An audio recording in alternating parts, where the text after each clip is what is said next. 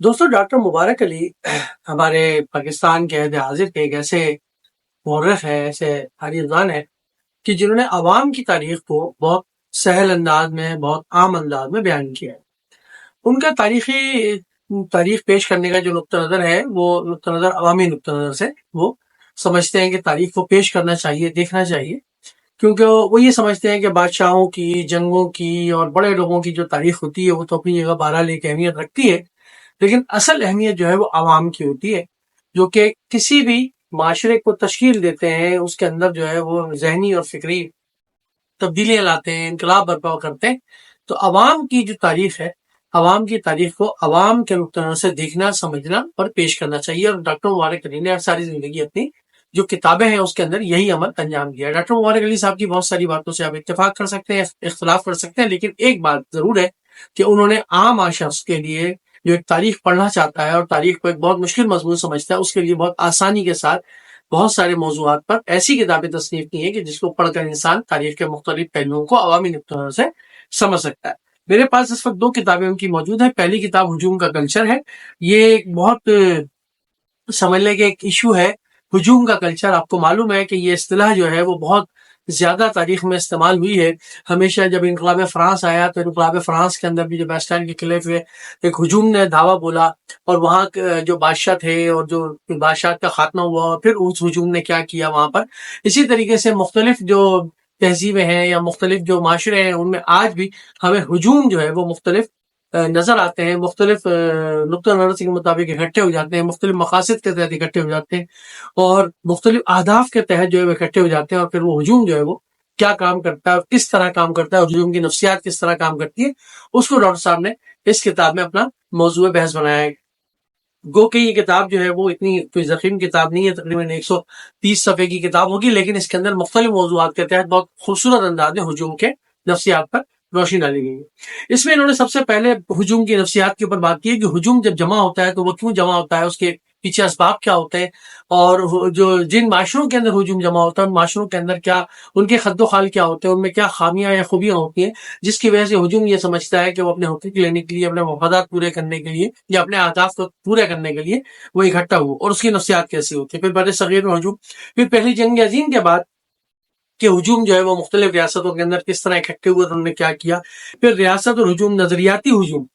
بہت سارے ہجوم یا بہت سارے جو موب ہے وہ اس لیے اکٹھا ہو جاتا ہے کہ وہ کسی نظریے کے تحت یا کسی مذہبی نظریے کے تحت یا غیر مذہبی نظریے کے تحت بھی وہ اکٹھا ہو جاتا ہے، خاص طور پہ ہمارے جیسے معاشروں کے اندر جو مذہبی نظریات کے تحت، یا ہندوستان کے اندر بھی اگر آپ دیکھتے ہیں گاؤں کشی کے معاملے پہ اور بہت سارے معاملات کے اوپر، جب ہجوم اکٹھا ہوتا ہے اور ہجوم جو ہے وہ اپنی نفسیات کے تحت یا ایک مذہبی نقطہ نظر سے جب وہ اپنا عمل دخل کرتا ہے تو اس کے کیا نتائج مرتب ہوتے ہیں۔ پھر ہجوم اور سینما جو ہے آپ کو معلوم ہے کہ ایک بڑی زبردست قسم کی تفریح کا ایک ذریعہ رہا ہے برصغیر کے اندر بھی، ساری دنیا کے اندر۔ تو اس کے ہجوم سے کیا تعلق ہے، یہ بڑا خوبصورت ہے۔ ہجوم کا کلچر، بازار کا کلچر، بازار کے اندر بھی ہجوم ہوتا ہے، لوگ اپنے اپنے طور پہ خریداری کر رہے ہوتے ہیں لیکن ہجوم ہوتا ہے، تو اس کا کیا کلچر ہوتا ہے بازار کا، اور اس میں جو ہجوم ہوتا ہے اس کی جو نفسیات ہوتی ہے اس کو بڑی خوبصورت انداز میں بحث بنایا۔ پھر ایک اور، بادشاہوں کے جو دربار میں، جدید دور میں اگر بادشاہ نہیں بھی ہے تو حکومت کے جو درباری اور سرکاری قسم کے جو ہے وہ چمچگیر ہوتے ہیں، ان کا کیا کلچر ہوتا ہے، وہ سرکار کو کس طرح دیکھتے ہیں، وہ ریاست کو کس طرح دیکھتے ہیں، وہ اپنے مفادات کو کس طرح پورا کرتے ہیں، وہ ہجوم ہونے کے باوجود اپنے کس طرح مشترکہ اہداف کو طے کرتے ہیں، یہ تو بھی بہت خوبصورت انداز میں بیان ہے۔ پھر شہر کا کلچر ہے، پھر فقیروں کا ایک ہجوم ہوتا ہے،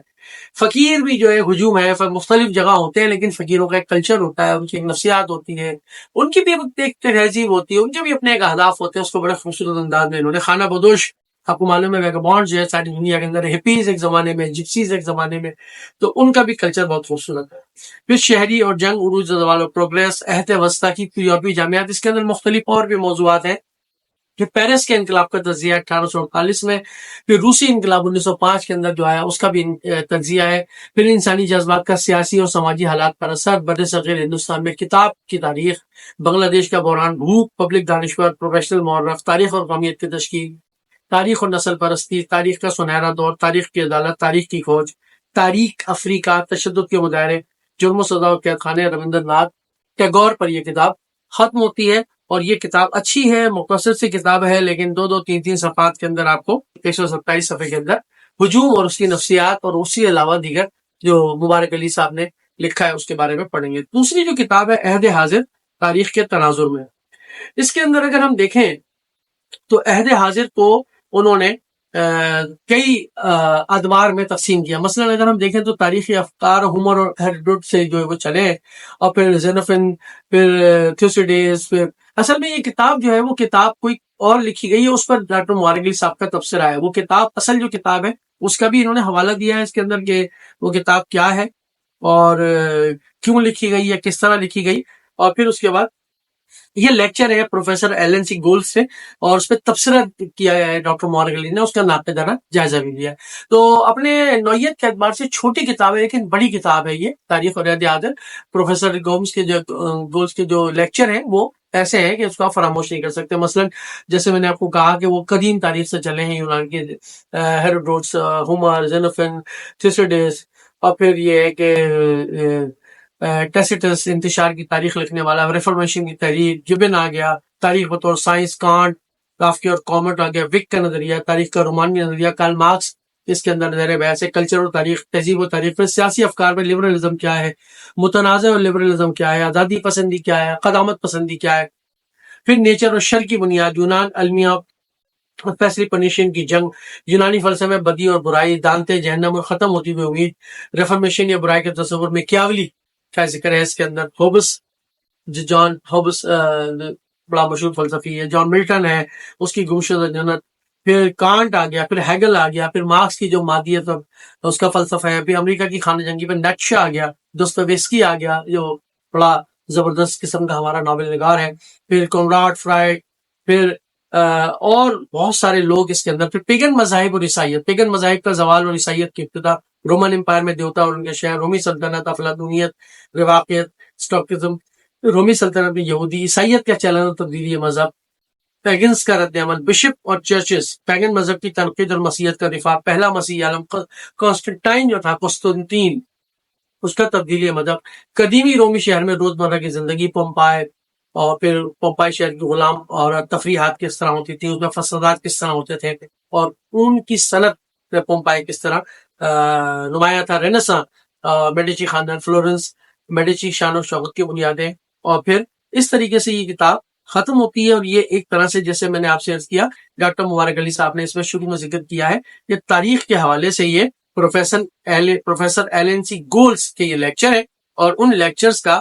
ایک طرح سے ناقدانہ جائزہ بھی کہیں کہیں لیا ہے ڈاکٹر مبارک علی نے، اس میں تبصرہ بھی کیا ہے۔ تو اس چھوٹی سی کتاب کے اندر آپ کو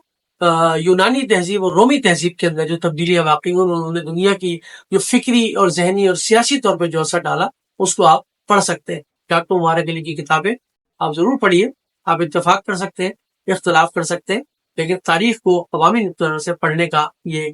آسان سہل طریقہ ہے جو ڈاکٹر مبارک علی صاحب نے اپنی کتابوں میں بیان